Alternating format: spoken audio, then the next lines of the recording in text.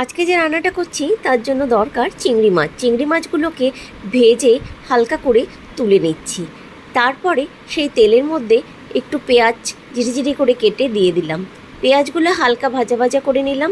সেই পেঁয়াজ ভাজার মধ্যে কেটে রাখা চিচিঙ্গা দিয়ে দিলাম। তার মধ্যে স্বাদ মতন নুন, হলুদ, লঙ্কার গুঁড়ো আর একটু রসুন বাটা দিয়ে দিলাম। ভালো করে নাড়াচাড়া করে সব মশলা চিচিঙ্গার সঙ্গে মিশিয়ে নিলাম। এরপর গ্যাসের আঁচটাকে একটু কমিয়ে কিছুক্ষণের জন্য আমি এটাকে ঢেকে রাখছি। তারপরে কিছুক্ষণ পর ঢাকনাটা খুলে দেখছি একটু নরম হয়ে গেছে সব কিছু। এবার এর মধ্যে আমি অল্প করে জল দিয়ে সব কিছু নাড়াচাড়া করে আবারও আমি কিছুক্ষণের জন্য এটাকে ঢেকে রাখছি। আবার কিছুক্ষণ রান্না হয়ে গেল। তারপরে দেখতে পাচ্ছি চিচিঙ্গা ভাজা ভাজা হয়ে গেছে, মশলাও ভাজা ভাজা হয়ে গেছে।